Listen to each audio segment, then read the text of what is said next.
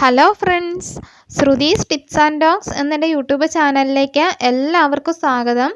അപ്പോൾ ഇന്ന് ഞാൻ വന്നിരിക്കുന്നത് ഞാൻ ഹെയർ ഓയിൽ ചെയ്യുന്ന രീതി കാണിച്ചു തരുന്നതിനും അതുപോലെ തന്നെ പുതിയ മുടിയിഴകൾ കിളുക്കുന്നതിനായിട്ട് ഞാൻ ചെയ്യുന്ന ഒരു പായ്ക്കുണ്ട്, ആ ഒരു പായ്ക്ക് പരിചയപ്പെടുത്തുന്നതിനുമായിട്ടാണ്.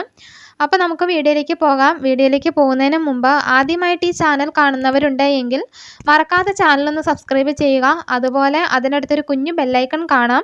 ആ ബെല്ലൈക്കണെ പ്രസ് ചെയ്ത് കഴിഞ്ഞാൽ ഓൾ എന്നൊരു ഓപ്ഷൻ ഉണ്ട്, ആ ഒരു ഓപ്ഷൻ കൂടി ഒന്ന് പ്രസ് ചെയ്ത് വിടുക. എങ്കിലേ ഞാൻ ഫ്യൂച്ചറിലൊക്കെ വീഡിയോസ് അപ്ലോഡ് ചെയ്യുമ്പം അതിൻ്റെ നോട്ടിഫിക്കേഷൻ കിട്ടത്തുള്ളൂ. അപ്പോൾ നമുക്ക് വീഡിയോയിലേക്ക് പോകാം. അപ്പോൾ ഞാൻ ആദ്യം ഹെയർ ഓയിൽ ചെയ്യുന്നതിന് മുമ്പായിട്ട് മുടിയിലുള്ള കെട്ടൊക്കെ നന്നായിട്ട് വിടർത്തിയെടുക്കാറുണ്ട്. അപ്പോൾ ഇതുപോലെ രണ്ടായിട്ട് മുടി രണ്ട് വശത്തേക്കും ഇടുവാണ് ആദ്യം ചെയ്യുന്നത്. അതിനുശേഷം നമ്മൾ ഓരോ വശത്തെയും കൈകൊണ്ട് ഇതുപോലെ കെട്ടൊക്കെ നന്നായിട്ട് അങ്ങ് വിടർത്തിയെടുക്കും.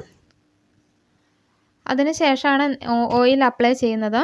അപ്പോൾ എൻ്റെ ഹെയറിൽ ഒരുപാട് കെട്ടൊന്നുമില്ല, എങ്കിലും ജസ്റ്റ് ഒന്ന് ഇങ്ങനെ ഒന്ന് വിടർത്തിയെടുക്കുമ്പോൾ ഉള്ള കെട്ട് മുഴുവൻ നന്നായിട്ടങ്ങ് മാറും. അതുപോലെ തന്നെ നമ്മുടെ മുടി ഒരുപാട് പിന്നെ കെട്ട് കൂടാതിരിക്കാനും നമ്മളെ ഹെൽപ്പ് ചെയ്യും. അപ്പോൾ ഇതിന് ശേഷം ഒരു എന്താ പറയുക, ഒരു പല്ലകലമുള്ള ഒരു കോമ്പ് ഉപയോഗിച്ച് നന്നായിട്ടൊന്ന് ചീകിയും കൂടെ കൊടുക്കുക. അപ്പോൾ അങ്ങനെ കൊടുക്കുമ്പോൾ എന്താ ഗുണം എന്ന് വെച്ച് കഴിഞ്ഞാൽ നമ്മുടെ ഹെയറിലേക്കുള്ള ബ്ലഡ് സർക്കുലേഷനൊക്കെ നന്നായിട്ട് ഇൻക്രീസ് ആവും. എന്നിട്ട് നമ്മൾ ഓയിൽ അപ്ലൈ ചെയ്യുവാണെങ്കിൽ നമുക്ക് ഒന്നുകൂടി ഓയിലിൻ്റെ ഗുണം കൂടുതൽ കിട്ടും കേട്ടോ. അപ്പോൾ ഹെയറിൽ നന്നായിട്ടങ്ങ് കോമ്പ് ചെയ്ത് കൊടുക്കുക. ഇതുപോലെ കോമ്പ് ചെയ്യുമ്പോൾ ശ്രദ്ധിക്കേണ്ട ഒരു കാര്യം എന്ന് പറഞ്ഞു കഴിഞ്ഞാൽ ഇതുപോലെ അടിയിൽ നിന്ന് ആദ്യം ഒന്ന് കോമ്പ് ചെയ്ത് കൊടുക്കുക, അതിന് ശേഷം മുകളിലേക്ക് കോമ്പ് ചെയ്ത് കൊടുക്കുക കേട്ടോ. അല്ല എങ്കിൽ എന്തെങ്കിലും ചെറിയ ജടയൊക്കെ ഉണ്ടെങ്കിൽ മുടി പൊട്ടിപ്പോകാൻ സാധ്യത കൂടുതലാണ്. അപ്പം എൻ്റെ മുടി ഇപ്പം കുറച്ച് കൊഴിഞ്ഞിട്ടിരിക്കണം, വേറൊന്നുമല്ല. അപ്പോൾ എൻ്റെ കൈ പാടില്ലാണ്ടിരിക്കുമായിരുന്നു. അപ്പോൾ അതുകൊണ്ട് മുടിയിലേക്കൊന്നും ഒരുപാട് ശ്രദ്ധിക്കാൻ പറ്റിയില്ല. അപ്പോൾ അതുകൊണ്ട് കുറച്ച് ഉള്ളു കുറഞ്ഞു, അതായത് നീളമുണ്ട്, എന്നാൽ ഉള്ളു ഇച്ചിരി കുറഞ്ഞു പോയിട്ടുണ്ട്. അപ്പോൾ പിന്നെ നമ്മൾ ചെയ്യേണ്ടത് ഇതുപോലൊരു സ്റ്റീലിൻ്റെ പാത്രം അടുപ്പത്ത് വെച്ച് പതിയെ ഒന്ന് ചൂടാക്കി എടുക്കുക. അല്ലെങ്കിൽ ഡബിൾ ബോയിലിംഗ് ചെയ്യണമെങ്കിൽ അങ്ങനെ ചെയ്യാം കേട്ടോ ഓയിൽ. അപ്പോൾ ഞാനിത് ഇങ്ങനെയാണ് ചെയ്തെടുക്കുന്നത്. പാത്രം ജസ്റ്റ് ഒരു മിനിറ്റൊക്കെ അടുപ്പത്തേക്ക് വെച്ചിട്ട് ഓയിൽ അതിനകത്തേക്ക് ഒഴിച്ച് കൊടുക്കുകയാണ്. അപ്പം എൻ്റെ കൈ ശരിക്കും ബലമില്ലാത്ത കാരണം കൈ ശരിക്കും അങ്ങ് പൊക്കി കാണിക്കത്തില്ല. അപ്പോൾ ഇതുപോലെ ചെയ്യുമ്പോൾ നമ്മൾ ആ ഒഴിക്കുന്ന ഓയിൽ നന്നായിട്ട് ചൂടായി കിട്ടാനായിട്ട് സാധിക്കും. അല്ലെങ്കിൽ ഇപ്പം നമ്മൾക്ക് ഒരല്പം വെള്ളം തിളപ്പിച്ചിട്ട് അതിൻ്റെ മുകളിൽ ഇതുപോലെ ബൗളിൽ വെച്ച് എണ്ണ ചൂടാക്കി എടുത്താലും മതിയാകും കേട്ടോ. അപ്പോൾ അതിഷ്ടമുള്ള രീതിയിൽ ചെയ്യാം.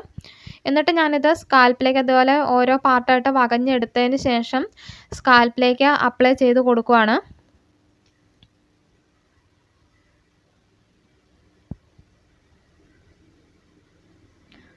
അപ്പോൾ ഇങ്ങനെ എണ്ണ ചൂടാക്കിയിട്ട് അപ്ലൈ ചെയ്യുമ്പോൾ നമ്മുടെ എന്താ പറയുക, ഹെയർ ഫോളിക്കിൾസ് ഒക്കെ ഓപ്പൺ ആകും. അപ്പോൾ എന്നിട്ട് നമ്മൾ ഒരു പായ്ക്കും കൂടി ഇടുവാണെങ്കിൽ നമുക്ക് മുടി വളർച്ച പെട്ടെന്ന് ഇൻക്രീസ് ചെയ്യാനായിട്ട് നമ്മളെ ഹെൽപ്പ് ചെയ്യും കേട്ടോ.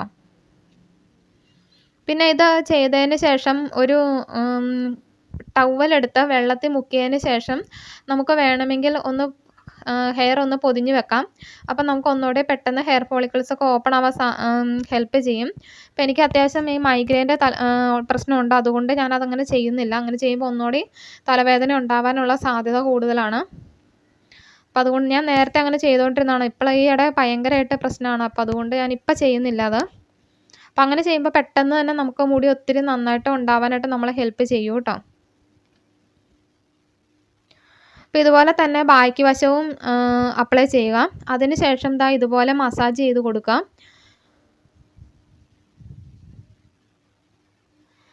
നമ്മൾ റൗണ്ടായിട്ട് മസാജ് ചെയ്ത് കൊടുക്കുക കേട്ടോ. അപ്പോൾ എൻ്റെ കൈ പാടില്ലാത്ത കാരണം എനിക്ക് ഒരുപാട് അങ്ങ് മസാജ് ചെയ്യാൻ പറ്റണില്ല. പക്ഷേ ഒരുപാട് അമർത്തി മസാജൊന്നും ചെയ്യണ്ട, ചെറുതായിട്ടൊന്ന് മസാജ് ചെയ്ത് കൊടുത്താൽ മതി. ഇങ്ങനെ മസാജ് ചെയ്യുമ്പോൾ നമ്മുടെ ഹെയറിലേക്കുള്ള ബ്ലഡ് സർക്കുലേഷൻ നന്നായിട്ട് ഇൻക്രീസ് ആവും.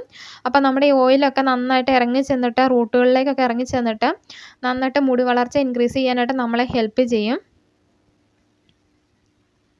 അപ്പോൾ ഇതുപോലെ തന്നെ ഫ്രണ്ടിലും അപ്ലൈ ചെയ്ത് കൊടുക്കുക, മസാജ് ചെയ്ത് കൊടുക്കുക.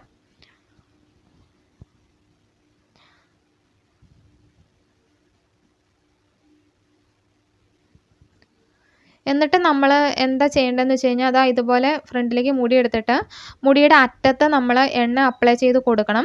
അത് അപ്ലൈ ചെയ്യേണ്ടത് എങ്ങനെയാണെന്ന് വെച്ച് കഴിഞ്ഞാൽ ഇതുപോലെ രണ്ട് കൈയിലേക്കും ഇതുപോലെ എടുത്തിട്ട് പതിയൊന്നങ്ങ് തിരുമിയതിന് ശേഷം നമുക്ക് ആ ഹെയർ അറ്റത്ത് അപ്ലൈ ചെയ്ത് കൊടുക്കാം. അപ്പോൾ ഇങ്ങനെ ചെയ്യുമ്പോൾ നമുക്ക് ഈ മുടിയിലുണ്ടാവുന്ന കായൊക്കെ ഉണ്ടാവുന്ന ചിലർക്ക് കായുണ്ടാവും, അതുപോലെ തന്നെ സ്പ്ലിറ്റ് എൻഡ്സ് അങ്ങനെയുള്ള പ്രശ്നങ്ങളൊക്കെ നമുക്ക് സോൾവ് ചെയ്യാനായിട്ട് ഇങ്ങനെ ചെയ്യുന്നതോടെ സാധിക്കുന്നതാണ്. അതിനുശേഷം നമുക്ക് ഹെയർ ബാക്കിലായിട്ട് കെട്ടി വയ്ക്കാം. അപ്പോൾ ഇതൊരു അരമണിക്കൂർ നേരം നമ്മൾ ഹെയറിൽ എണ്ണ വെച്ചിട്ട് ഇരിക്കണം. അതിനുശേഷം ഞാൻ ഒരു ഹെയർ പായ്ക്കാണ് റെഡിയാക്കുന്നത്. ഈ ഒരു ഹെയർ പായ്ക്ക് നമ്മൾ ഹെയറിലേക്ക് അപ്ലൈ ചെയ്ത് കൊടുത്തു കഴിഞ്ഞാൽ നല്ലൊരു റിസൾട്ട് നമുക്ക് കിട്ടുന്നതാണ്. അപ്പം അതിനായിട്ട് ഞാൻ എടുത്തിരിക്കുന്നത് ചെമ്പരത്തിയുടെ ഇലയാണ്. അതായത് ഒരു കൈപ്പിടി ചെമ്പരത്തിയുടെ ഇലയാണ് ഞാൻ എടുത്തിരിക്കുന്നത്. പിന്നെ അതുപോലെ തന്നെ ഒരു കൈപ്പിടി ചുമന്നുള്ളിയാണ് എടുക്കുന്നത്. അപ്പോൾ ഇത് ചുമന്നുള്ളിയുടെ ജ്യൂസായിട്ട് ചേർക്കേണ്ടവർക്ക് അങ്ങനെ ചേർക്കാം. പക്ഷെ ഞാനിത് ഫുള്ളായിട്ട് ഇതിൻ്റെ സ്കിന്നൊക്കെ നന്നായിട്ട് റിമൂവ് ചെയ്തതിന് ശേഷം ഇത് രണ്ടും കൂടി അരച്ചെടുക്കുകയാണ് ചെയ്യുന്നത്. അപ്പോൾ ഇങ്ങനെ അരച്ചെടുക്കുമ്പോൾ നമുക്ക് ആദ്യം ജസ്റ്റ് ഒന്ന് മിക്സ് ചെയ്തിട്ട് നന്നായിട്ടൊന്ന് ക്രഷ് ചെയ്തെടുക്കണം. അതിന് ശേഷം നമുക്ക് ഒരല്പം വെള്ളം കൂടി ചേർത്തിട്ട് നന്നായിട്ട് പേസ്റ്റ് രൂപത്തിൽ അരച്ചെടുക്കാം. അപ്പോൾ ഞാനിത് എടുത്തതിന് ശേഷം വരാം.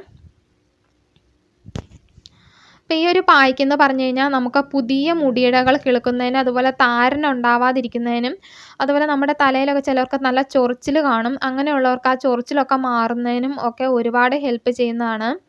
അപ്പോൾ ഇതാണ് പായ്ക്ക്. ഇതാ കണ്ടില്ലേ, ഇതുപോലെ കൊഴുത്താണ് ഇരിക്കുന്നത്. ഇത് നമ്മൾ ഹെയറിലേക്ക് അപ്ലൈ ചെയ്യുമ്പോൾ തന്നെ തലയ്ക്ക് നല്ലൊരു ഇതാണ് കേട്ടോ, നല്ലൊരു തണുവാണ്. അപ്പോൾ ഇതൊരു 15 മിനിറ്റ് മുതൽ ഒരു അരമണിക്കൂർ വരെ നമുക്ക് ഹെയറിൽ വെച്ചിരിക്കാം. ഒരുപാട് തലയ്ക്ക് അതായത് നീർക്കെട്ടൊന്നും ഇല്ലാത്തവരാണെങ്കിൽ 1 മണിക്കൂർ വരെ വെച്ചിരുന്നാൽ നല്ലതാണ്. അപ്പോൾ ഞാനിത് അരമണിക്കൂർ വരെ വെച്ചതിന് ശേഷം ഞാൻ വാഷ് ചെയ്ത് കളയും. നോർമൽ വാട്ടറിൽ വാഷ് ചെയ്ത് കളയാം കേട്ടോ. പിന്നെ ഞാനൊരു ഹെയർ വാഷ് പൗഡർ ഉപയോഗിച്ച് ഹെയർ വാഷ് ചെയ്ത് കളയും.